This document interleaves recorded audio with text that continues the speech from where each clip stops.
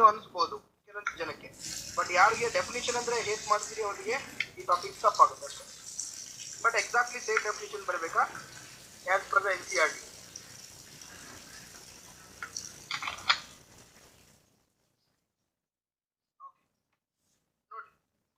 Strategies for enhancement of food production.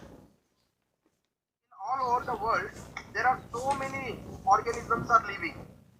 Okay, now organism ಗಳನ್ನ ಬಿಟ್ಬಿಡೋಣ, just humans ಬಗ್ಗೆ ಚಿಂತೆ ಮಾಡೋಣ. Okay, on the earth there are billions of human beings are living. ಹೌದಾ? ಇಂಡಿಯಾನೇ ತಗೊಳ್ರಿ. India being a developing country, there are about 130 crores of people who are living. ಎಲ್ಲಿ ಇಂಡಿಯಾದಲ್ಲಿ 130ಕ್ಕಿಂತ ಹೆಚ್ಚಿನ people ಇದ್ದಾರೆ. 140 crores ನಿಯರ್ ಬೈ. ಇವತ್ತು ನಾವು ಮಾತಾಡ್ತಾನೆ 1 ಕೋಟಿ ಹೆಚ್ಚಿಗಾಗಿರೋದು ಮತ್ತೆ. So there are lot of rapidly increasing human population. But food production ಯಾವ ರೀತಿ ಇರುತ್ತೆ? ಎಲ್ಲರಿಗೂ ಫುಡ್ ಸರಿಯಾಗಿ ಸಿಗ್ತಾ ಇದೆ? ಯಾರಿಗಾದ್ರೂ ಮುಂಜಾನೆ ತಿಂದ್ರೆ ಮಧ್ಯಾಹ್ನ ಚಿಂತಿ, ಮಧ್ಯಾಹ್ನ ತಿಂದ್ರೆ ರಾತ್ರಿ ಚಿಂತಿ ಐತೇನ ಸಿಗ್ತದೋ ಇಲ್ಲೋ ಅಂತೇಳಿ? ಇಲ್ಲ. Okay, each and every human being getting the food as per the requirement. ಹೌದಾ? ಬಟ್ ನಿಮ್ಮ ಸುತ್ತಮುತ್ತ ನೀವೆಲ್ಲ ನೋಡಿದಾಗ ಏನಾಗ್ತದೆ ಅಂತಂದ್ರೆ, ಎಲ್ಲಿ ಅಷ್ಟೊಂದು ಬೆಳೆ ಎಲ್ಲಿ ಬೆಳೀತಾರೆ? ಯಾರು ಸುತ್ತಮುತ್ತ ಎಲ್ಲರೂ ಜೋಳ ಬೆಳೆದಿದ್ದು ನೋಡಿರಿ? ಬೆಳೆಯುವಂಥದ್ದು ಬರೇ ತೊಗರಿ, ಸೂರ್ಯಪಾನ, ಹೌದಲ್ಲ? ಬಟ್ ನಿಮಗೆ ಈ ಜೋಳ ಎಲ್ಲಿಂದ ಬರ್ತೈತಿ? ಅಷ್ಟು ಅಮೌಂಟ್ ಅಲ್ಲಿ ಜೋಳ ಎಲ್ಲಿಂದ ಬರ್ತದ? ಅಷ್ಟು ಅಮೌಂಟ್ ಅಲ್ಲಿ ಸಜ್ಜೆ ಎಲ್ಲಿಂದ ಬರ್ತದ? ಅಷ್ಟು ಅಮೌಂಟ್ ಅಲ್ಲಿ ಅಕ್ಕಿ ಎಲ್ಲಿಂದ ಬರ್ತದ? ಹೌದಲ್ಲ? So these are the food that we required in the daily need. But ನಮ್ಮ ಸುತ್ತಮುತ್ತ ನೋಡಿದಾಗ ಅದನ್ನ ಬೆಳೆಯುವಂತ ಸಂಖ್ಯೆ ಬಹಳ ಕಡಿಮೆ ಅದ. ಅಂಡ್ ಲ್ಯಾಂಡ್ ಕೂಡ ಅಷ್ಟು ಕಡಿಮೆ ಅದ. ಬಟ್ ಇವನ್ ನಾವು humans getting the food more and more. Okay, 1972 ಅಲ್ಲಿ ಅವಾಗೆಲ್ಲ ಏನಿತ್ತು ಅಂತಂದ್ರೆ ತಿನ್ಲಿಕ್ಕೆ ಸರಿಯಾಗಿ ಏನು ಧಾನ್ಯಗಳು ಸಿಗ್ತಾ ಇರ್ಲಿಲ್ಲ. ಯಾಕೆ? ಅಲ್ವಾಗ ಪಾಪ್ಯುಲೇಷನ್ ಕಡಿಮೆ ಇತ್ತು, ಬಟ್ ರಿಕ್ವೈರ್ಮೆಂಟ್ ತಕ್ಕಂತೆ ಫುಡ್ ಸಿಗ್ತಾ ಇರ್ಲಿಲ್ಲ. ಬಟ್ ಈಗ ಪಾಪ್ಯುಲೇಷನ್ ಹೆಚ್ಚದ, ನಮ್ಗೆ ಎಷ್ಟು ಬೇಕೋ ಅದಕ್ಕಿಂತ ಹೆಚ್ಚಿನ ಫುಡ್ ನಮ್ಗೆ ಸಿಗ್ತದೆ. ರೀಸನ್ ಅದೇನು?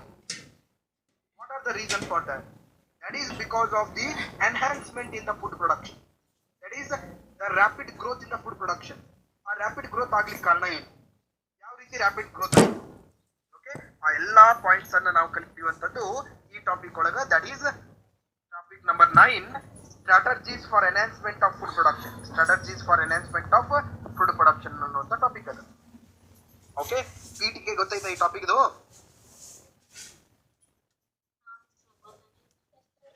ಅಯ್ಯೋ, ನೀನು ಅಟೆಂಡ್ ಆಗಲ್ಲ ಅಂತ ಹೇಳ್ದ ಗುಣಾರಿ.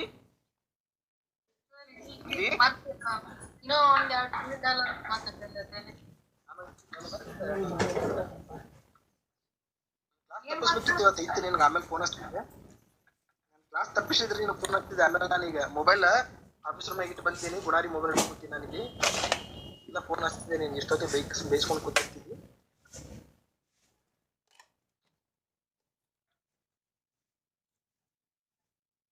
ಸೋಹೆಲ್ ಬಾಬಾ ಏನ್ ಕೇಳ್ಬೇಕೇನು?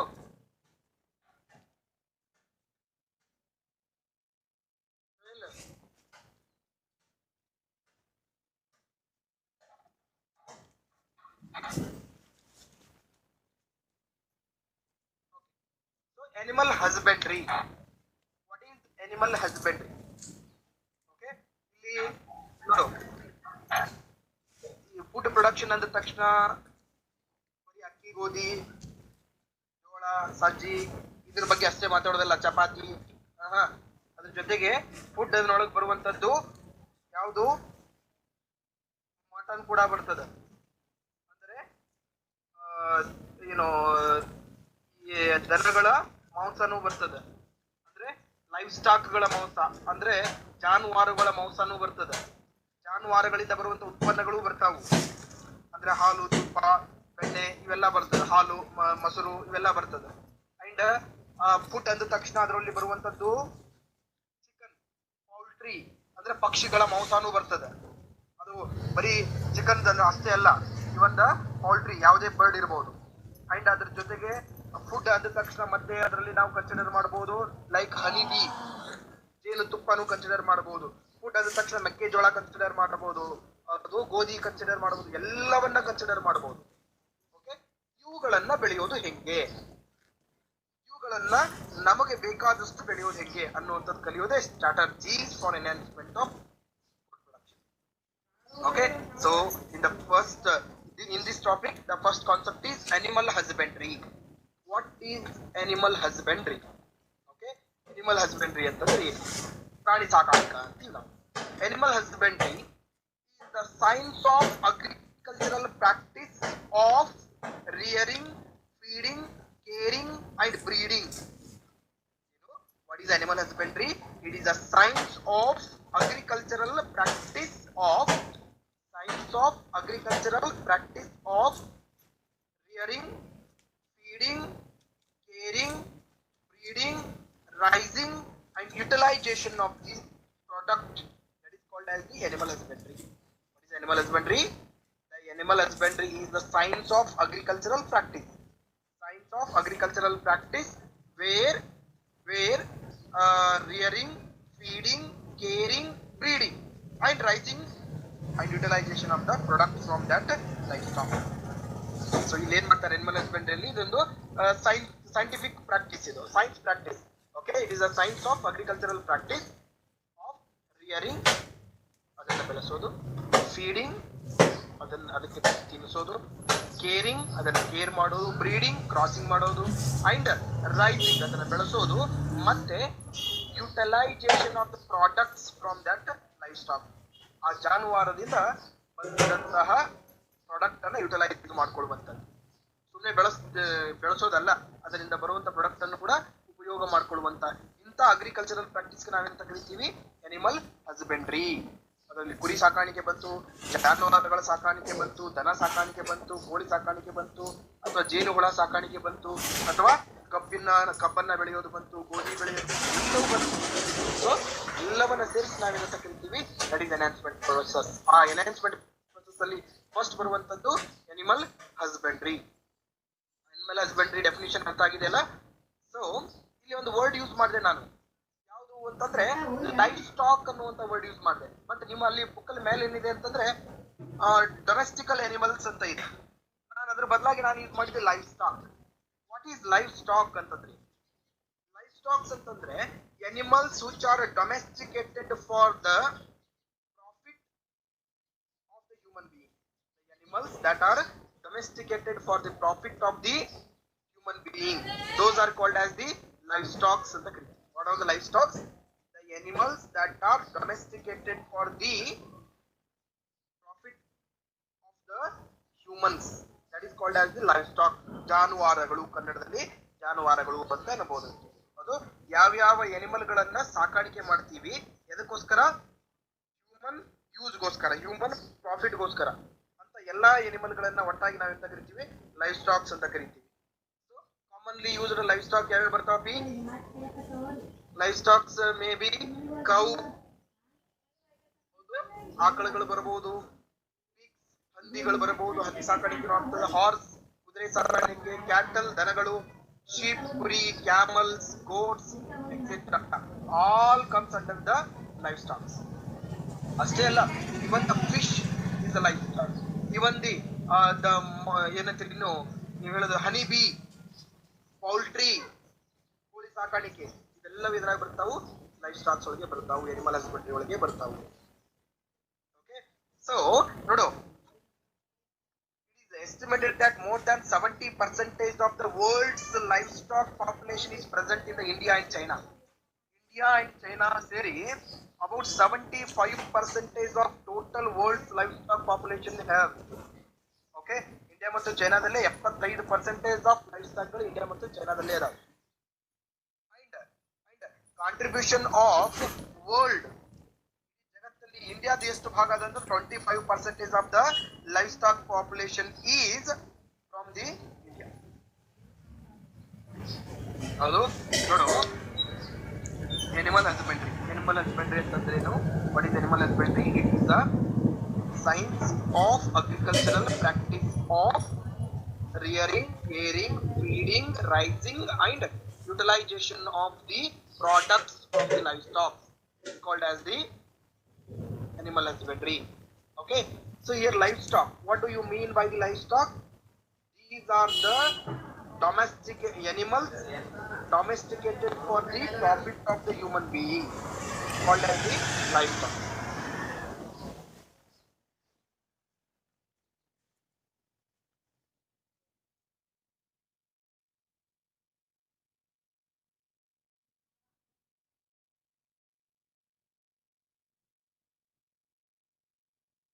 Animal husbandry, it will nodo.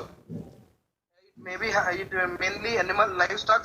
Example for livestock cow, goats, pigs, horses, cattle, sheep, camels, etc. ಅಷ್ಟೇ ಅಲ್ಲ, even it includes poultry farming and fisheries. Poultry farming ಅಂತಂದ್ರೆ ಕೋಳಿ ಸಾಕಾಣಿಕೆ ಕೇಂದ್ರ, and fisheries ಅಂತಂದ್ರೆ ಮೀನು ಸಾಕಾಣಿಕೆ. ಅಷ್ಟೇ ಅಲ್ಲ, even it includes the honey bees, silk, wool, egg, meat. ಎಲ್ಲಾ ಪರ್ಪಸ್ಗೋಸ್ಕರ ಏನ್ ಯೂಸ್ ಮಾಡ್ತೀವಲ್ಲ ಅವೆಲ್ಲವೂ ಕೂಡ ಇದರೊಳಗೆ ಬರ್ತಾವು, ಎನಿಮಲ್ ಹಸ್ಬೆಂಡ್ರಿ ಒಳಗೆ ಬರ್ತಾವು. ಯಾಕೆ? ಇವೆಲ್ಲವೂ ಕೂಡ ಹ್ಯೂಮನ್ಗೆ ಪ್ರಾಫಿಟ್ ಅನ್ನ ತಂದ್ಕೊಡುವಂತದ್ದು. Okay, so it is estimated that about 70% of world's livestock population is present in the India and China, but out of the 75%, only 25% is being used by the India and China. 25% ಮಾತ್ರ ಇಲ್ಲಿ use ಮಾಡ್ಲಾಗ್ತದೆ, ಉಳಿದ 50% ಇನ್ನು use ಆಗ್ತಾನೆ ಇಲ್ಲ. ಯಾಕಂದ್ರೆ ಎಲ್ಲರೂ engineer doctor ಆಗ್ಬೇಕಲ್ಲ. So ಯಾರೋಗಿ ಎನಿಮಲ್ ಹಸ್ಬೆಂಡ್ರಿ ಪೋಲ್ಟ್ರಿ ಫಾರ್ಮಿಂಗ್ ಮಾಡ್ತಾರೆ, ಯಾರು ಫಿಶರೀಸ್ ಮಾಡ್ತಾರೆ, ಸೊ ಯಾರು ಕೂಡ ಮಾಡಂಗಿಲ್ಲ. ಹಿಂಗಾಗಿ ಅದು ಹಂಗ ಉಳ್ದಾವ ಅಷ್ಟೇ. ಓಕೆ, ಎನಿಮಲ್ ಹಸ್ಬೆಂಡ್ರಿ ಕಾನ್ಸೆಪ್ಟ್ ಆಯ್ತು. ಈಗ ಅದರಲ್ಲಿ ಬರುವಂತದ್ದು ಎನಿಮಲ್ ಹಸ್ಬೆಂಡ್ರಿಲಿ ಫಸ್ಟ್ ಬರುವಂತದ್ದು ಡೈರಿ ಫಾರ್ಮಿಂಗ್, ಅದಾದ್ಮೇಲೆ ಪೋಲ್ಟ್ರಿ ಫಾರ್ಮಿಂಗ್, ಅದಾದ್ಮೇಲೆ ಹನಿ ಬಿ ಫಾರ್ಮಿಂಗ್, ಅದಾದ್ಮೇಲೆ ಫಿಶರಿ ಇಷ್ಟು ಬರ್ತಾವು. So first start animal husbandry, that is dairy management ಹೇಳೋಕ್ಕಿಂತ ಮುಂಚೆ ಇದ್ರ ಮೇಲೆ ಏನಾದ್ರೂ ಸಂಶಯಗಳಿದ್ರೆ, ಏನಾದ್ರೂ ನಿಮಗೆ ಕೇಳಬೇಕು ಅಂತ ಅನಿಸಿದ್ದು ಪಾಯಿಂಟ್ಸ್ ಇದ್ದಂದ್ರೆ ಕೇಳಿ. Animal husbandry concept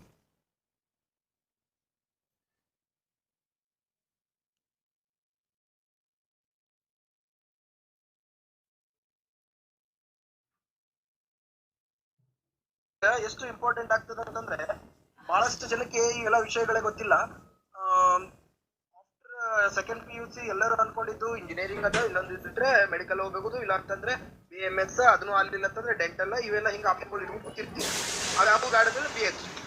but apart from these things there are so many sub branches like BSc agriculture. ಇದೊಂದು ಬಹಳ ದೊಡ್ಡ ಬೆಳೆ. ಎಲ್ಲರಿಗೂ BSc ಅಗ್ರಿ ಮಾಡೋ, BSc ಅಗ್ರಿ ಮಾಡೋ. ಅದ್ ಮಾತ್ರ BSc ಅಗ್ರಿ ತಗೊಂಡು ಏನ್ ಮಾಡ್ತೀರಿ, BSc ಅಗ್ರಿ ಇದು ಯಾವ್ದು ಫಾರೆಸ್ಟ್ರಿ ಅದ, BSc ಫಾರೆಸ್ಟ್ರಿ. ಆಮೇಲೆ ಫಿಶರೀಸ್ ಅದ, ಡೈರಿ ಮ್ಯಾನೇಜ್ಮೆಂಟ್ ಅದ. There are so many sub branches, nobody prefer that. ಅದ್ರ ಬದಲಾಗಿ ಏನ್ ಮಾಡ್ತೀರಿ, BSc ಅಗ್ರಿ, ಇಲ್ಲ ಅಂತಂದ್ರೆ ಮೊದಲ MBBS, ವೆಟರ್ನರಿ, BAMS, BDS, ಅದು ಇಲ್ಲ ಅಂತಂದ್ರೆ ಇಂಜಿನಿಯರಿಂಗ್, ಅದನ್ನು ಇಲ್ಲ ಅಂತಂದ್ರೆ BSc ಅಗ್ರಿ, ಇಲ್ಲ BSc ಅಗ್ರಿ, ಅದು ಇಲ್ಲ ಅಂತಂದ್ರೆ ಇಂಜಿನಿಯರಿಂಗ್, ಇಲ್ಲ ಡೈರೆಕ್ಟ್ BSc ಫಾರೆಸ್ಟ್ರಿ. ನಮ್ಮ ಬಿಜಾಪುರ ಡಿಸ್ಟಿಕ್ ಇಂದ, ನಮ್ಮ ಬಿಜಾಪುರ ಡಿಸ್ಟಿಕ್ ಬಿಟ್ಟು ನಾವು ಸಿಂದಗಿಯಿಂದಾನೆ ಇಬ್ರು ರೇಂಜ್ ಫಾರೆಸ್ಟ್ ಆಫೀಸರ್ಸ್ ಅದಾರ. ದಾಂಡೇಲಿ ಅದಾನ, ಹುಬ್ಳಿ ಅದ, ರೇಂಜ್ ಫಾರೆಸ್ಟ್ ಆಫೀಸರ್. ಅವ್ರು ಏನೂ ಮಾಡಿಲ್ಲ. ಸೆಕೆಂಡ್ PUC ಆದ್ಮೇಲೆ ತುಂಬ ರ್ಯಾಂಕೇ ಬಂದಿಲ್ಲ ಅಂತ ಅವರು BSc ಫಾರೆಸ್ಟ್ರಿ ಮಾಡಿದ್ರು. ತಿರ್ಸಿ ಒಳಗೆ ಒಂದು ಅದ ಅಲ್ಲೂ BSc ಫಾರೆಸ್ಟ್ರಿ ಮಾಡಿದ್ರು. ನಾವು they are range forest officers,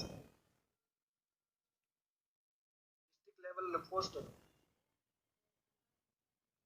ಯಾಕಂದ್ರೆ ಅವ್ರಿಗೆ ಸ್ಪೆಷಲ್ ಕೋಟಾ ಇರುತ್ತೆ ಫಾರೆಸ್ಟ್ ಇದ್ದವ್ರಿಗೆ. ಯಾರು ಅವುಗಳ ಬಗ್ಗೆ ತಲೆ ಕೆಡಿಸ್ಕೊಳ್ಳಂಗಿಲ್ಲ. Just you will think BSc ಇವೇನಾ ಹೇಳಿದ ಕೋರ್ಸ್. ಈ ಟಾಪಿಕ್ ಒಳಗೆ ಕಂಪ್ಲೀಟ್ ಆಗಿ ಅದ್ರ ಬಗ್ಗೆ ತಿಳ್ಕೊತೀರ. ಪ್ರತಿಯೊಂದಕ್ಕೂ ಒಂದೊಂದು ಕೋರ್ಸ್ ಅದ. Okay, next one management of farms and farm animals. Okay, ಅದರಲ್ಲಿ first one is the dairy farm management. Dairy farm management ಅಂದ್ರೆ ನಿಮ್ಗೆ ಗೊತ್ತದ, ಡೈರಿ ಮಿಲ್ಕ್ ಚಾಕ್ಲೇಟ್ ತಿಂದಿರಿ, ಡೈರಿಗೆ ಹೋಗಿ ಹಾಲು ತಂದಿರಿ, ಅದೇ ಡೈರಿ ಫಾರ್ಮ್ ಮ್ಯಾನೇಜ್ಮೆಂಟ್ ಅಂತಂದ್ರೆ ಇಲ್ಲಿ ದನಗಳ ಸಾಕಾಣಿಕೆ. ಆಕಳಾಗಿರ್ಬೋದು ಅಥವಾ ಹೋರಿ ಆಗಿರ್ಬೋದು, ಯಾವುದೇ ಇರಲಿ, ಒಟ್ಟಿನಲ್ಲಿ ದನಗಳ ಸಾಕಾಣಿಕೆ. ಎಮ್ಮಿನೂ ಬರ್ತಿದ್ರು. ಡೈರಿ ಫಾರ್ಮ್ ಮ್ಯಾನೇಜ್ಮೆಂಟ್ ಯಾವ ರೀತಿ ಮಾಡಬೇಕು, dairy farm management. Okay, so what are the dairies? Dairies are the technology. Dairying is the technology ಅಥವಾ scientific maintenance of milk producing livestock, collection and preservation of the milk, production of the milk products like butter, ghee, cheese, kava, curd, etc. It is called as the dairy farm management. What is the dairy farm management? The scientific maintenance of milk producing livestock. Scientific maintenance of milk producing livestock. Scientific maintenance of milk producing livestock for the ಹೆಂಗೆ scientific maintenance of milk producing livestock ಎದಕ್ಕೆ for the collection and preservation of the milk ಅನ್ನ collect ಮಾಡೋದು preserve ಮಾಡಿ ಅಟೆ ಇಟ್ಬಿಡೋದ ಇಲ್ಲ so for the collection and preservation of the milk and production of the products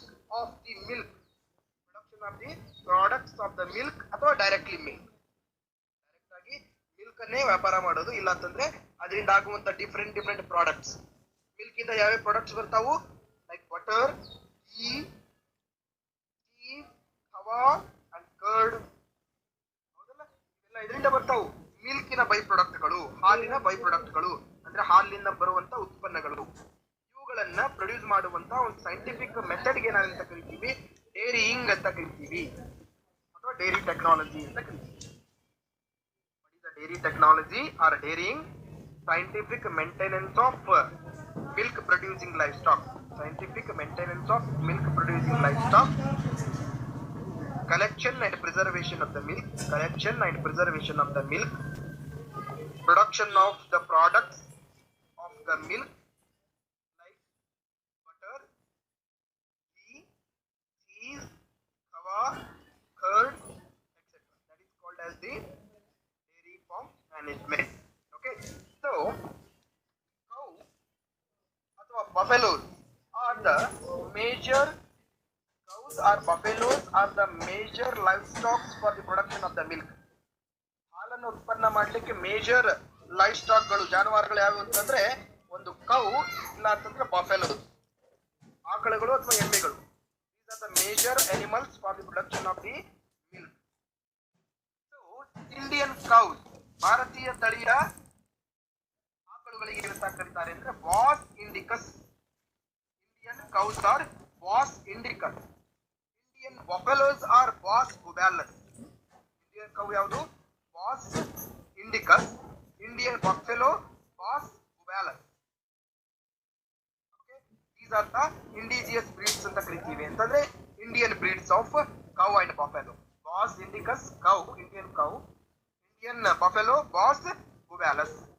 ಇನ್ನು ಯಾರು ನಿಮಗ ಈ ದನ ಅಂತಂದ್ರು ಅಂತಂದ್ರೆ ಹೇಳಬೇಕು ಯಾವ ದನ, ಇಂಡಿಯಾದ್ದು ಫಾರಿನ್ದು. ಇಂಡಿಯಾದಂದ್ರ ಅದ್ರಾಗ ಯಾವುದು ಒಂದು ಬಾಸ್ ಇಂಡಿಕಸ್ ಆಕಳ, ಒಂದು ಬಾಸ್ ಬುವ್ಯಾಲಸ್ ಎಮ್ಮಿ. ಇನ್ನೊಂದ್ಸರಿ ಸೈನ್ಸ್ ಸ್ಟೂಡೆಂಟ್ ಸೈನ್ಸ್ ಒಳಗೆ ಬೈಬೇಕು, ಯಾರಿಗೆ ಎಮ್ಮಿ ಅನ್ನಂಗಿಲ್ಲ, ಎಮ್ಮಿ ಅಂತಕ್ಕಿನೇ ಅನ್ನಂಗಿಲ್ಲ, ಬಾಸ್ ಬುವ್ಯಾಲಸ್ ಅಂತಕ್ಕಿನೇ ಅನ್ಬೇಕು. ಏನು ಪ್ರಿಯಾಂಕಾ?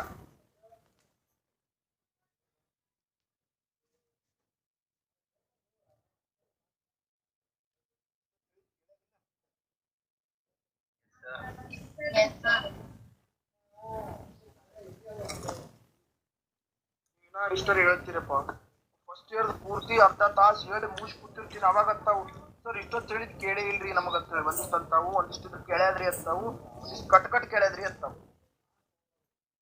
ಒಂದಿಷ್ಟು ಮಂದಿ ಅಂತಾರೆ ಏನೂ ಇಲ್ಲ, ಡೈರೆಕ್ಟ್ಲಿ ಸರ್ ಇನ್ನೊಮ್ಮೆ ಹೇಳ್ರಿ.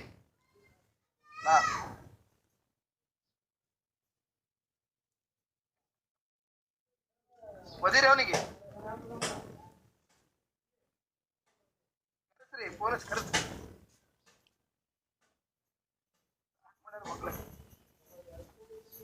ಫಸ್ಟ್ ಹೇಳಿದ್ರು ಸಿಗಲ್ರಿ, ಮೊದಲು ಅವ್ರಿಗೆ ಬಾಕಲ್ದಾಗ ನಿಂತು ಒದ್ದ ಒಳಗೆ ತಗೊಳ್ಳೋದು ಆಗತ್ತಾವು.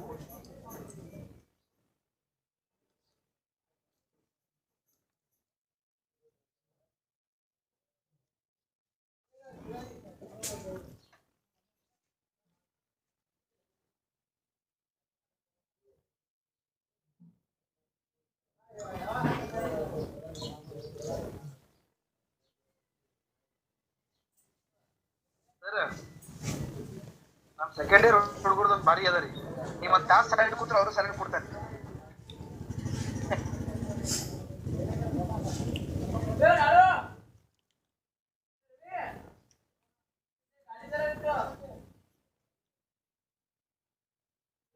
ಅದೇ ನಿನ್ನೆ ಫೋಟೋ ತಂದಿನ್ರಿ, ಎರಡು ಬಾಜು ಬಾಜು ಇಟ್ಟು ಇಲ್ಲ ಫೋಟೋ ತೆಗ್ದಿನ ಮೊನ್ನೆ, ಅವೇ ಕಳ್ಸಿದಿನ. ರಾತ್ರಿ ಮಾಡ್ಲಿಲ್ಲ ಅಂದ್ರೆ ಕಳಿಸ್ಬಿಡು ಆಗ್ತದೆ. ಹಾ ರೀ ಹಾ ರೀ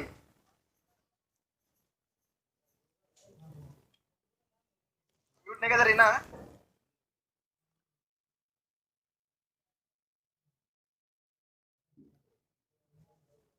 ಅದಾನ್ರಿ ಅಬ್ದುಲ್ ಮಾದಿ ಸರ್ವಾಡ್ ಅದಾನ, ಅಬೀದ್ ಅತ್ತಾರ್ ಅದಾನ.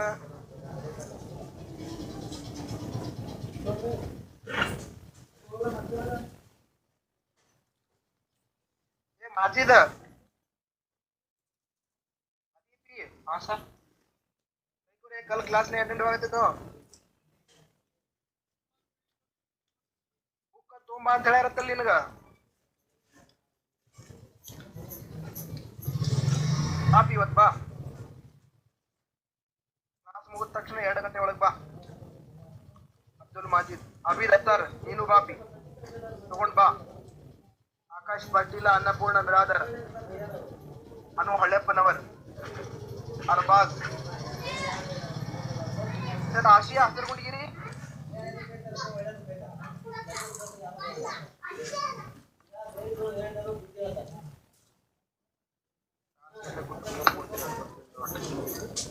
ಕೇಳ್ರಿ. ನೆಕ್ಸ್ಟ್ ಈಗ ಇಷ್ಟೊತ್ತು ಹೇಳಿದ್ದು only definitions and some points. ಈಗ ಹೇಳೋದು 3 ಮಾರ್ಕಿನ ಒಂದು ಕ್ವಶನ್ ಅದ ಇಲ್ಲಿ. What are the steps involved in the animal husbandry ಅಥವಾ ಡೈರಿ ಫಾರ್ಮ್ ಮ್ಯಾನೇಜ್ಮೆಂಟ್ ಅಂತ ಕೇಳ್ತಾರೆ. Steps in the maintenance of the dairy animals ಅಥವಾ ಡೈರಿ ಲೈಫ್ ಸ್ಟಾಕ್ಸ್ ಅಂತ ಕೇಳ್ತಾರೆ. ಓಕೆ, ಈಗ ಈ ಪಾಯಿಂಟ್ಸ್ ಗಳನ್ನ ಬರಿಬೇಕು. ಕೇಳ್ರಿ ಯಾವ ರೀತಿ. ಈಗ ಒಂದು ಡೈರಿ ಮಾಡ್ಬೇಕಾಗಿತ್ತಂದ್ರೆ ತಂದ್ಕೆ ದನ ತಂದು ಕೊಡಿಗೆ ಕಟ್ಟಿಗೆರೆ ಹಾಲು ಹಿಂಡೋದು ಅಷ್ಟೇ ಅಲ್ಲ, ಅವುಗಳಿಗೆ ಪ್ರಾಪರ್ ಫುಡ್ ಕೊಡ್ಬೇಕಾ, ಪ್ರಾಪರ್ ಹೈಜೆನಿಕ್ ಕಂಡೀಷನ್ಸ್ ಎಲ್ಲ ಮೇಂಟೈನ್ ಮಾಡಬೇಕು, ಹೌದಲ್ಲ. ಅವೆಲ್ಲವನ್ನ ಯಾವ ರೀತಿ ಮಾಡಬೇಕು ಅನ್ನೋದನ್ನ ಇವಾಗ ಕಲಿತೀವಿ. So the management of life stock it includes the selection of the breed, nutrition, housing and hygienicity of the animal. So dairy farm management ಅಥವಾ dairy farm the management of the livestock includes selection of the good breed. ಒಂದೇದೇನು selection of good bread.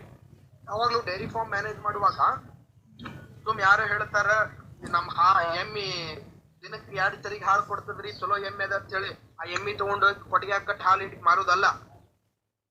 ಹೌದು, ಆ milk ಏನದು ಎಷ್ಟು ಪ್ರಮಾಣದಲ್ಲಿ milk ಕೊಡ್ತದ, and that milk having the what is the percentage of fat in that milk, ಆ ಹಾಲಿನಲ್ಲಿರುವಂತಹ fat percentage ಏನು ಎಲ್ಲವನ್ನ ನೋಡ್ಬೇಕಾಗ್ತದೆ.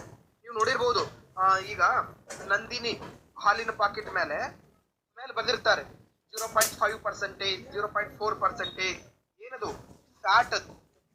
ಹೌದು, ನೀವು ಹಾಲು ಮಾರೋರು ನಿಮ್ಗೆ ಯಾವ ರೀತಿ ಮೋಸ ಮಾಡ್ತಾರೆ ಅಂತಂದ್ರೆ, ನಿಮ್ಮ ಮನೆಯಲ್ಲಿ ಬರುವಂತ ಪಾಕೆಟ್ಗಳನ್ನ ದಿನ ಅಬ್ಸರ್ವ್ ಮಾಡ್ರಿ. ದಿನ ಅದ್ರ ಮೇಲೆ ಫ್ರಂಟ್ ಇದ್ರಲ್ಲೇ ಬಂದಿರ್ತಾರೆ, ಅದ್ರ ಮೇಲೆ 0.6, 0.4, 0.2 ಅದು ಫ್ಯಾಟ್ ಪರ್ಸೆಂಟೇಜ್ ದಿನ ಕೊಡುವಂತ ಪಾಕೆಟ್ ಮೇಲೆ ಸೇಮ್ ಅದನೋ ಡಿಫ್ರೆಂಟ್ ಅದನ್ನ ನೋಡಿ. ಹೌದು, ಸೊ ಹೆಚ್ಚಿಗೆ ಫ್ಯಾಟ್ ಇದ್ದಂಗೆ ಆ ಹಾಲು ಗಟ್ಟಿ ಇರ್ತದ, ಅದು ಹೆಚ್ಚಿನ ರೇಟಿಂಗ್. ಬಟ್ ಏನ್ ಮಾಡ್ತಾರೆ, ನೀವು ಒಂದು ಹಾಲು ಪಾಕೆಟ್ ತೋರಿಸಿ ಬರ್ತೀರವ್ರಿಗೆ, ಈ ಕೆಂಪು ಕಲರ್ ಹಾಕ್ರಿ ಅಂತ, ಅದ್ರ ಮ್ಯಾಗ ನಂದಿನಿ ಇದ್ರ ಮ್ಯಾಗ ನಂದಿನಿ, ಆ ಕೆಂಪು ಕಲರ್ ದಿನ ಹಾಕ್ತಾನೆ. ಬಟ್ ಕೆಂಪು ಕಲರ್ದು ಆದ್ರೆ ಪರ್ಸೆಂಟೇಜ್ ಏನಾಗ್ತದೆ ಡಿಕ್ರೀಸ್ ಮಾಡಿ ಹಾಕಿರ್ತಾನೆ. ತೋರ್ಸಾಗ 6% ತೋರಿಸಿರ್ತಾನ, ಹಾಕಾಗ 1% ಹಾಕ್ತಿರ್ತಾನ. ಬಟ್ ನೀವೇನು ಅವೆಲ್ಲ ನೋಡಂಗಿಲ್ಲ, ಮ್ಯಾಗಿಂದ ಕೆಂಪು ಕಲರ್ ಅದ ಇಲ್ಲ ಅಷ್ಟೇನು ಅರ್ಥ ಆಯ್ತಲ್ಲ. So what are the steps involved in the management of the livestock? ಒಂದನೇದ್ದು ಸೆಲೆಕ್ಷನ್ ಆಫ್ ದಿ ಬ್ರೀಡ್, ಒಂದನೇದೇನು selection of the good breed. Nutrition, ಅದಕ್ಕೆ ಪ್ರಾಪರ್ ನ್ಯೂಟ್ರಿಷನ್ ಅನ್ನ ಪ್ರೊವೈಡ್ ಮಾಡೋದು. Okay, third one is the housing, ಅವುಗಳಿಗೆ ಸರಿಯಾಗಿ housing, ಇದರ ಜೊತೆಗೆ hygienicity of the ಎನಿಮಲ್ಗೆ ಹೈಜಿನಿಕ್ ಕಂಡೀಷನ್ಸ್ ಅನ್ನ ಪ್ರಾಪರ್ ಆಗಿ ಪ್ರೊವೈಡ್ ಮಾಡೋದು. Okay, so the milk yield is primarily depends on the type of the breed ಅಥವಾ quality of the breed. Milk quality ಏನಾದ್ರು ದ ಮಿಲ್ಕ್ ಯೀಲ್ಡಿಂಗ್ ಎಷ್ಟು ಮಟ್ಟಿಗೆ ಎಷ್ಟು ಪ್ರಮಾಣದಲ್ಲಿ ಮಿಲ್ಕ್ ಕೊಡ್ತದೆ ಅನ್ನೋದು ಎದ್ರ ಮೇಲೆ ಡಿಪೆಂಡ್ ಇದೆ. It depends on the quality of the breed. ಯಾವ ಬ್ರೀಡ್ ಆಕಳವನ್ನ ತಂದಿರಿ ಆ ಬ್ರೀಡ್ ಮೇಲೆ ಡಿಪೆಂಡ್ ಇದೆ. Different types of breeds will provide the different amount of milk. ಅದ್ರ ಬಗ್ಗೆ ನೆಕ್ಸ್ಟ್ ಈಗ ಬರ್ತದೆ ಹೇಳ್ತೀನಿ. Okay, next point, the breed should have the high lactation. Breed should have the ಎಂತ ಬ್ರೀಡ್ ಅನ್ನ ಸೆಲೆಕ್ಟ್ ಮಾಡಬೇಕು. Select such breed which should have the high lactation capacity. High lactation capacity. Lactation ಅಂದ್ರೆ production of the milk. ಅತಿ ಹೆಚ್ಚಿನ milk ಅನ್ನ produce ಮಾಡ್ತಿರಬೇಕು. High lactation capacity. Not only that, it should have the long lactation period. It should have the long lactation period. And high efficiency of the food utilization. High efficiency of the food utilization. ತಿಂದಂತ ಆಹಾರವನ್ನು ಸರಿಯಾಗಿ utilise ಮಾಡುವಂತ capacity ಆ ದನಕ್ಕಿರಬೇಕು. Early maturity. ಎಂತ breed select ಮಾಡಬೇಕು? You should select a breed which having the high lactation, long lactation period, high efficiency of food utilisation, early maturity, ಬೇಗನೆ ದೊಡ್ಡದಾಗ್ತಿರಬೇಕು, a good adaptation to the climatic condition and resistance to the diseases. ಬೇಗನೆ ಯಾವುದೇ environment set ಆಗಿರಬೇಕು. and it should have the resistance to the diseases. ರೋಗಗಳಿಗೆ resistance ಕೆಪಾಸಿಟಿಯನ್ನು ಹೊಂದಿರಬೇಕು. ಅಂತ breed ಅನ್ನ ಸೆಲೆಕ್ಟ್ ಮಾಡಬೇಕು. Okay, so first thing in the dairy management, selection of the breed. ಹಂಗಿತ್ತಂದ್ರೆ which type of breed should be selected? First thing, you should select such a breed which having the high lactation and long lactation period. ಅತಿ ಹೆಚ್ಚಿನ ಹಾಲನ್ನು ಕೊಡ್ತಿರಬೇಕು, long time ವರೆಗೂ milk ಅನ್ನ ಕೊಡ್ತಿರಬೇಕು. ಮಗು ಅಂದ್ರೆ ಅದು ಮಗು ಹಾಕಿದ ಕೆಲವು ತಿಂಗಳಲ್ಲಿ ಒದಿತಿರಬಾರ್ದು. ಬಹಳ ಲಾಂಗ್ ಟೈಮ್ ವರೆಗೂ ಅದು ಹಾಲು ಕೊಡ್ತಿರಬೇಕು. Okay, and it should having the high efficiency of the food utilisation. ತಿಂದಂತ ಆಹಾರವನ್ನು ಯುಟಿಲೈಸ್ ಮಾಡುವಂತ ಕೆಪಾಸಿಟಿ ಹೈ ಇರಬೇಕು. ಅದನ್ನು ಡೈಜೆಸ್ಟ್ ಸರಿಯಾಗಿ ಮಾಡ್ಕೊತಿರ್ಬೇಕು. Next, it should have the resistance to the diseases. ಡಿಸೀಸ್ಗೆ ರೆಸಿಸ್ಟೆನ್ಸ್ ಪವರ್ ಇರಬೇಕು. And it should have the capacity to adapt to the climatic condition. ಯಾವುದೇ ಕ್ಲೈಮೆಟಿಕ್ ಕಂಡೀಷನ್ಗೆ ಅಡಾಪ್ಟ್ ಆಗೋ ರೀತಿಯಲ್ಲಿ ಇರಬೇಕು. ಆಯ್ತಲ್ಲ? those are the characteristics of the good breed. ಹೇಳ್ಬೋದು, what are the characteristics of good breed ಅಂತ ಕೇಳಿದ್ರೆ ಈ 5 ಪಾಯಿಂಟ್ ಗಳನ್ನ ಹೇಳಬೇಕು. Okay, fine. A good yield of milk is possible only from a well fed animal. ಚೆನ್ನಾಗಿ ತಿಂದಂತ ಒಂದು ಆರ್ಗ್ಯಾನಿಸಮೇ ಚೆನ್ನಾಗಿ ಹಾಲು ಕೊಡ್ತದೆ. ಹಂಗಾಗಿ ಅದಕ್ಕೆ the cows should be given a balanced food. Cow should be given the balanced food. ಒಂದು ಬ್ಯಾಲೆನ್ಸ್ಡ್ ಫುಡ್ ಅನ್ನ ಆ ದನಕ್ಕೆ ಕೊಡ್ತಾ ಇರಬೇಕು. ಓಕೆ, ಯಾವ ರೀತಿ ಫುಡ್ ಅನ್ನು ಕೊಡಬೇಕು? That food should containing the proper amount of carbohydrate, proper amount of the protein, fat, minerals, vitamins, and even the adequate amount of water. The food, the cow should be given the proper amount of food, balanced food. That balanced food should have containing the proper amount of carbohydrates, protein, fats, minerals, vitamins, and water. Carbohydrates, fats, protein, minerals, and vitamins. Along with that, even it should have the water. ಅದರ ಜೊತೆಗೆ ನೀರು ಕೂಡ ಅದರಲ್ಲಿ ಇರಬೇಕು. ಅರ್ಥ ಆಯ್ತಾ? So ಎಲ್ಲವೂ ಅದರಲ್ಲಿ ಎಲ್ಲ. Okay, it should contain, that food should containing the proper amount of rugops and concentrates. ಅಲ್ಲಿ ಮತ್ತೇನಿರಬೇಕು? rugops and concentrate proper amount ಅಲ್ಲಿ ಇರಬೇಕು. rugops and concentrates. rugops ಅಂದ್ರೆ ಏನು? rugops, it is a type of food for the cattle which containing the high amount of fibers. rugops ಅಂದ್ರೆ ಏನು? This is a type of the food that containing the high amount of fibers. ನಾರಿನಾಂಶಯುಕ್ತ food ಅಂದ್ರೆ powder, ಪಟ್ಟು, hay, straw, legumes, and silage. So these are the different types of rugops that containing the high amount of fiber. ಇನ್ನೊಂದು concentrates. These concentrates It includes the cotton, seeds, grains, cereals, millets, gram, rice polishes, etc. that contain high amount of carbohydrates. ಅತಿ ಹೆಚ್ಚಿನ carbohydrate ಹೊಂದಿರುವಂತಹ ಫುಡ್ಗೆ concentrates ಅಂತೀವಿ. And ಅತಿ ಹೆಚ್ಚು fibres ಅನ್ನು ಹೊಂದಿರುವಂತಹ ಫುಡ್ಗೆ ಏನು ಕರಿತೀವಿ? ರವಾಪ್ಸ್ ಅಂತ ಕರಿತೀವಿ. ಓಕೆ, ಅದ್ರ ಜೊತೆಗೆ ಮತ್ತೇನ್ ಮಾಡಬೇಕು? The proper amount of fresh and clean water should be given to the livestock. ಆ ಜಾನುವಾರಕ್ಕೆ proper amount of clean and hygienic water ಅನ್ನ, ಅಡಿಕ್ವೇಟ್ ಅಮೌಂಟ್ ಆಫ್ ವಾಟರ್ ಅನ್ನ ಅದಕ್ಕೆ ಕೊಡ್ತಾ ಇರಬೇಕು. ಓಕೆ, ಅಂಡ್ ಹೌಸಿಂಗ್ ಯಾವ ರೀತಿ ಇರಬೇಕು? Housing should containing the proper amount of the air, of air ಒಳಗಡೆ ಬರ್ತಾ ಇರಬೇಕು, ಆ ತರ ಇರಬೇಕು. It should be non slippery ಇರಬೇಕು. Floor should be non slippery, ಜರದು ಜಾನುವಾರುಗಳು ಕೆಳಗೆ ಬೀಳಾರ್ದಂಗೆ ಇರಬೇಕು, ನಾನ್ ಸ್ಲಿಪರಿ ಆಗಿರಬೇಕು. And it should having the good ventilation, ಒಳ್ಳೆ ವೆಂಟಿಲೇಷನ್ ಇರಬೇಕು, ಗಾಳಿ ಚೆನ್ನಾಗಿ ಬರ್ತಾ ಇರಬೇಕು, ಬೆಳಕು ಚೆನ್ನಾಗಿ ಬರ್ತಾ ಇರಬೇಕು. So these are the steps that should be taken for the management of livestock. Life ಮ್ಯಾನೇಜ್ಮೆಂಟ್ಗೆ ಇಷ್ಟು ಸ್ಟೆಪ್ಸ್ ಬರ್ತಾವೆ. ಅದನ್ನ ಹೊರತಾಗಿ ಮತ್ತೇನು ಮಾಡಬೇಕು? ಸೊ ಮಿಲ್ಕ್ ಅನ್ನ ತೆಗಿತೀವಿ. Okay, essential maintenance of good quality of milk that should be stored proper ಆಗಿ storage ಮಾಡಬೇಕು. ಟ್ರಾನ್ಸ್ಪೋರ್ಟೇಷನ್ ಹೈಜಿನಿಕ್ ಆಗಿರಬೇಕು, ಅದನ್ನು ಸ್ಟೋರ್ ಮಾಡೋದು ಮತ್ತು ಟ್ರಾನ್ಸ್ಪೋರ್ಟೇಷನ್ ಹೈಜಿನಿಕ್ ಆಗಿ ಮೇಂಟೈನ್ ಮಾಡಿರಬೇಕು. ಅರ್ಥ ಆಯ್ತಲ್ಲ? And one dairy should have a personal doctor. ಡೈರಿಯಲ್ಲಿ ಪರ್ಸನಲ್ ಆಗಿ ಒಬ್ಬರು ಡಾಕ್ಟರ್ ಅನ್ನ ಕಂಪಲ್ಸರಿ ಅಪಾಯಿಂಟ್ ಮಾಡಿರಬೇಕು for the treatment of the life stock. ಆ ಲೈಫ್ ಸ್ಟಾಕ್ ಟ್ರೀಟ್ಮೆಂಟ್ಗೆ ಒಬ್ಬರು ಡಾಕ್ಟರ್ ಅನ್ನ ಕಂಪಲ್ಸರಿ ಅಪಾಯಿಂಟ್ ಮಾಡಿರಬೇಕು.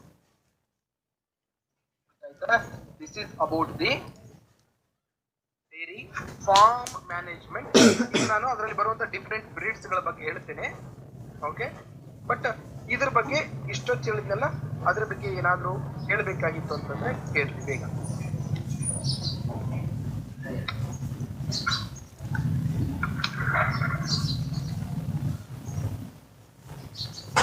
ಗುಣಾರಿ, ನನ್ನ ಮೊಬೈಲ್ ಕೆಲಸ ಆಗಿತ್ತು ಅಂತ ಸ್ವಲ್ಪ mobile cow breeds, different types of cow breeds of India. Indian cow breeds. ಒಂದು ಸಿಂಧಿ ಇಂಡಿಯನ್ ಬ್ರೀಡ್. ನಿಮ್ ಟೆಕ್ಸ್ಟ್ ಬುಕ್ ಅಲ್ಲಿ ಸಿಗಲ್ಲ ಇದು. Okay, Sindhi is the Indian breed. Okay, that is type of milch breed ಅಂತೀವಿ. ಮಿಲ್ಚ್ ಬ್ರೀಡ್ ಅಂದ್ರೆ milk purpose use ಮಾಡುವಂಥದ್ದು. Sindhi is a milch breed and it is from the Punjab. Basically ಇದು ಎಲ್ಲಿ ಯಾವ ರಾಜ್ಯದಿಂದ ಬಂದಂತದ್ದು? ಪಂಜಾಬ್ ಇಂದ ಬಂದಂತದ್ದು. ಓಕೆ, ಸೊ ಎಷ್ಟು ಲ್ಯಾಕ್ಟೇಷನ್ ಕೊಡ್ತದೆ ಅಂತಂದ್ರೆ ಅಬೌಟ್ 1600 ಲೀಟರ್ಸ್. ಅದ್ರ ಲೀಟರ್ಸ್ ಆಗ್ಬೇಕು, ಕೆಜಿ ಆಗಿದೆ. 1600 ಲೀಟರ್ಸ್ 1600 ಲೀಟರ್ಸ್ ಹಾಲನ್ನು ಕೊಡ್ತದೆ. ಯಾವುದು? Sindhi. It is from Punjab. It is a milk purpose breed. Okay, ಹಾಲಿಗೋಸ್ಕರ ಇದನ್ನು ಸಾಕಾಣಿಕೆ ಮಾಡ್ತಾರೆ. And it gives about 1600 litres of milk. About 1600 litres of milk. ಇನ್ನೊಂದು ಸಹಿವಾಲ್. ಯಾವುದು? Sahiwal. Sahiwal is also milk purpose breed. Okay, it is from Punjab. Punjab ಅಲ್ಲಿ ಇರುವಂತಹ ಬ್ರೀಡ್ ಇದು. Gives about 1700 liters of milk. It gives about 1700 liters of ಯಾವುದು? ಸಹಿವಾಲ್. ಇನ್ನೊಂದು Hallikar. Hallikar is a draft purpose breed. Draft purpose ಅಂದ್ರೆ physical work, ಎಳೆಯೋಕ್ಕೋಸ್ಕರ ಬಳಸುವಂತದ್ದು, ಎತ್ತಿನ ಗಾಡಿಗೆ ಅಥವಾ ನೇಗಿಲು ಹೊಡಿಲಿಕ್ಕೆ ಈ ರೀತಿ ಬಳಸುವಂತದ್ದು. Draft purpose breed. It is from Karnataka. ಅದು ಸ್ಪೆಷಲಿ ಎಲ್ಲಿ ಅಂತಂದ್ರೆ Tumakuru. Okay, it gives milk about 500 liters per lactation period. Per lactation period ಎಷ್ಟು ಮಿಲ್ಕ್ ಕೊಡ್ತದೆ? 500 ಲೀಟರ್ಸ್ ಅನ್ನ ಮಿಲ್ಕ್ ಅನ್ನ ಅದು ಕೊಡ್ತದೆ. ಓಕೆ, ತುಮಕೂರು ಮತ್ತು ಹಾಸನಲ್ಲಿ ಸಿಗುವಂತದ್ದು Sahiwal. Amrit Mahal. Amrit Mahal it is also draft purpose. Draft purpose ಅಂತ ಎಳಿಲಿಕ್ಕೆ ಬಳಸುವಂತದ್ದು. It is a Karnatakan breed. Amrit Mahal 500 litres of milk per lactation period.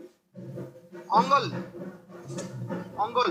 Ongal is a dual purpose. ಅಂದ್ರೆ it used for the milk as well as the drafting. ಮಿಲ್ಕ್ಗೂ use ಮಾಡ್ತಾರೆ, ಡ್ರಾಫ್ಟಿಂಗೂ use ಮಾಡ್ತಾರೆ. That is Ongole. It is from Andhra Pradesh. It gives about 700 liters of milk per lactation period. ಇನ್ನೊಂದು Haryana. It is also a dual purpose breed. It is from Haryana. ಹೆಸರು ಹೇಳುತ್ತದೆ. It gives about 500 liters of milk per lactation period. Okay? ಇದನ್ನ ನೋಡ್ಕೊರಿ ಒಂದ್ಸರಿ.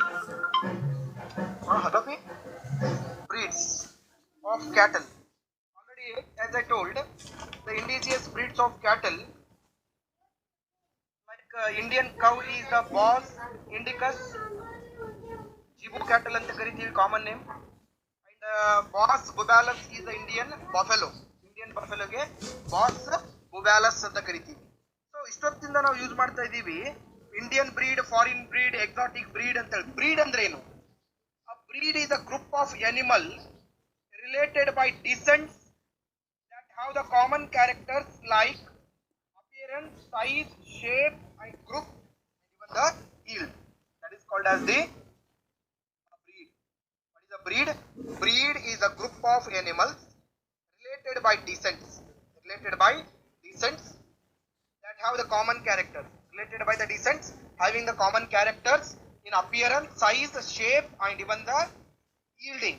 ಎಲ್ಲದರಲ್ಲಿ common character ಇತ್ತು ಅಂತಂದ್ರೆ ಅಂತ group of animals ಗೆ ನಾವೆಂತ ಕರಿತೀವಿ? ಬ್ರೀಡ್ ಅಂತ ಕರಿತೀವಿ. ಬ್ರೀಡ್ ಅಂತೀವಿ. Okay, so indigenous breed or desi breeds of cattle, indigenous breeds ಅಥವಾ desi breeds of cattle are 3 types. Indigenous or desi breeds of cattle again are of 3 types. ಯಾವ್ಯಾವು? Milk purpose breed, draft breed, ಇನ್ನೊಂದು dual purpose breed ಅಂತ ಹೇಳ್ತೀವಿ. So, indigenous breeds, milk purpose breed, indigenous breeds are again classified into 3 types on the basis of their function. One is the milk purpose breed, draft purpose breed, ಇನ್ನೊಂದು dual purpose breed. Milk purpose ಅಂತಂದ್ರೆ the breeds of cattle that are used for the milk and which are poor in drafting. Drafting ಬಹಳ poor ಇರ್ತದ and milk ಜಾಸ್ತಿ ಕೊಡ್ತಿರ್ತಾವ ಅಂತವಕ್ಕೆ ಅಂತ ಕರಿತೀವಿ milk purpose breed ಅಂತೀವಿ. Example Sindhi and Sahiwal cows, buffalo ಅಲ್ಲಿ Surti and Mehsana, ಇನ್ನೊಂದು Murrah. Surti, Mehsana and Murrah, these are the buffalo breeds. Next draft breeds ಅಲ್ಲಿ, ಡ್ರಾಫ್ಟ್ ಬ್ರೀಡ್ಸ್ ಅಂದ್ರೆ ಎಳೆಯುವಂತವು. These are the good drafting but bad at milk yielding. Okay, ಅವುಗಳಿಗೆ ಎಕ್ಸಾಂಪಲ್ ಹೇಳೋದಾದ್ರೆ cow breeds ಅಲ್ಲಿ Hallikar and Amrit Mahal ಬರ್ತದೆ, ಇಂಡಿಜಿಯಸ್ breeds. And ಎಮ್ಮೆಗಳಲ್ಲಿ ಯಾವ್ದು ಬರ್ತದೆ ಆಮೇಲೆ ಹೇಳ್ತೀನಿ. ಕೋಣಗಳು, ಎಲ್ಲಾ ಕೋಣಗಳು ಬರ್ತಾವೆ. Dual purpose breed that is both, it is used both for the milk as well as the drafting. Example Haryana ಆಂಗಲ್. ಬಫೆಲೋ ಒಳಗೆ ಹೇಳೋದಾದ್ರೆ ನಾಗಾಪುರಿ ಅಥವಾ ಎಲೈಚ್ ಪುರಿ ಅಂತ ಕರಿತೀವಿ. These are the different breeds of cattle on the basis of their purpose and their functions.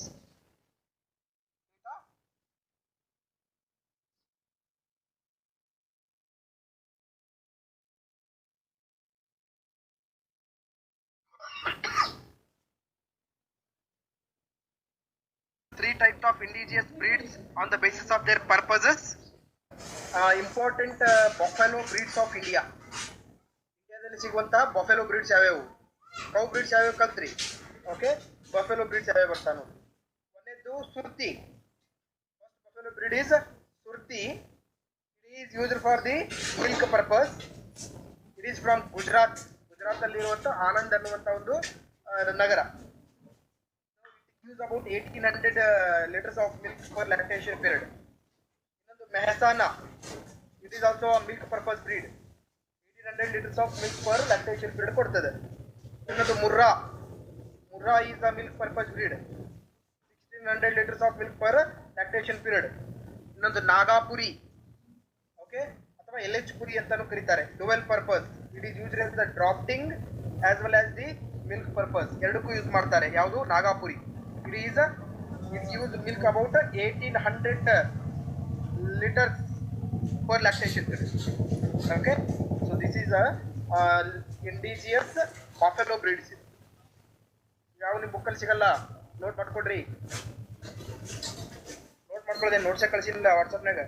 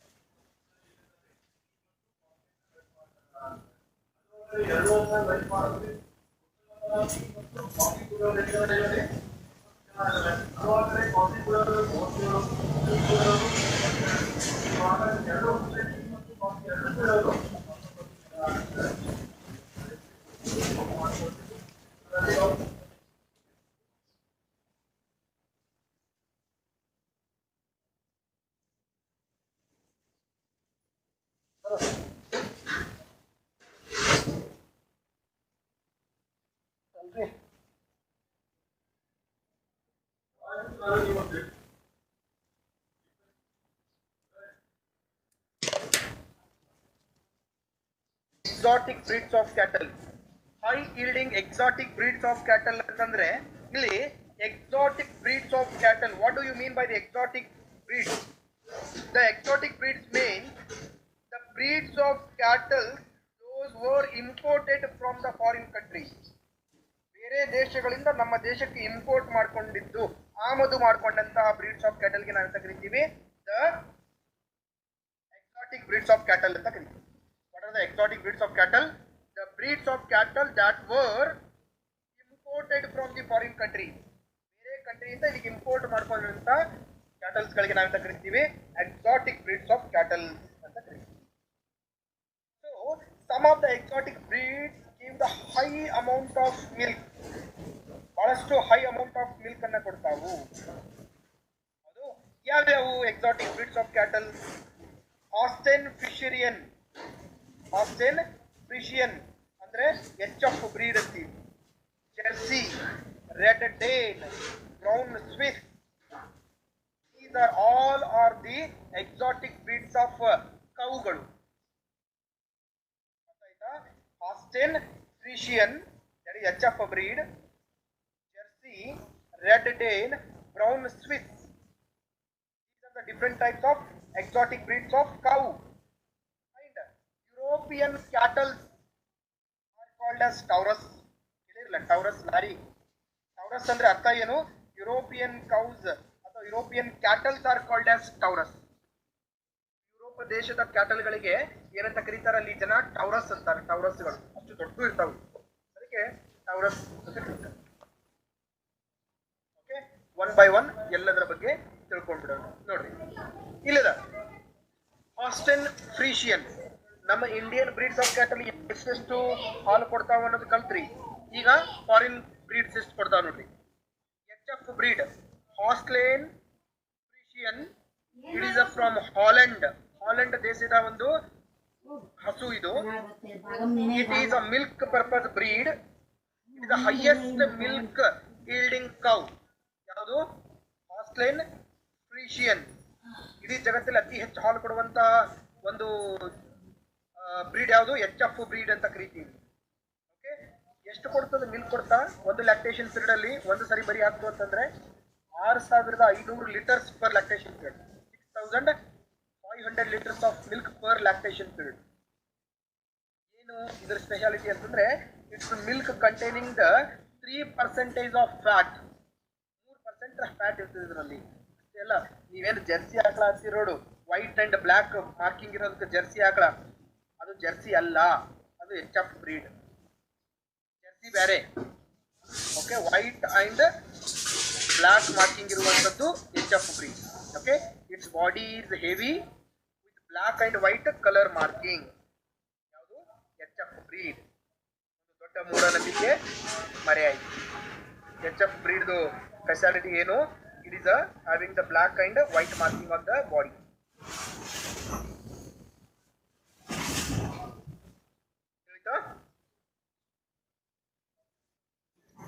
Jersey ಎರಡನೇದು ನಿಮಗೆಲ್ಲ ಗೊತ್ತಿದ್ದು. Jersey see it is from the English Channel. ಇಂಗ್ಲೆಂಡ್ನ ಒಂದು ಆಕಳು ಇದು ಜರ್ಸಿ ಅನ್ನುವಂಥದ್ದು. It gives about 4000 liters of milk for lactation period. It contain 4 to 5% of fat. Fat ಪ್ರಮಾಣ ಹೆಚ್ಚಿಗಿರ್ತದೆ, ಅಂದ್ರೆ ಜಾಸ್ತಿ ಗಟ್ಟಿ ಹಾಲು ಇದು. Okay, it is medium size ಇರ್ತದೆ. Brown coloured body with white patches, white marking. Okay, brown colour ಇರ್ತದೆ, but dim ಆಗಿ ಕೆಂದು ಕಲರ್ ಅಲ್ಲಿ ಇರ್ತದೆ. ಡಿಮ್ ಕೆಂದು ಕಲರ್ ಒಳಗೆ ಇರ್ತದೆ. Red Dane, it is from the Denmark. It gives about 6000 liters of milk for lactation period. Fat is about 4% of fat. Heavy body ಇರ್ತದೆ. And compared to the HF ಸಣ್ಣದಿರ್ತದೆ. And dark red colour ಒಳಗೆ ಇರ್ತದೆ. Dark red colour ಒಳಗೆ ಇರ್ತದೆ. ಅದು red Dane. Brown Swiss, it is from Switzerland. Gives about 5,000 liters of milk per lactation period, and it containing the fat about 4%. It is medium sized.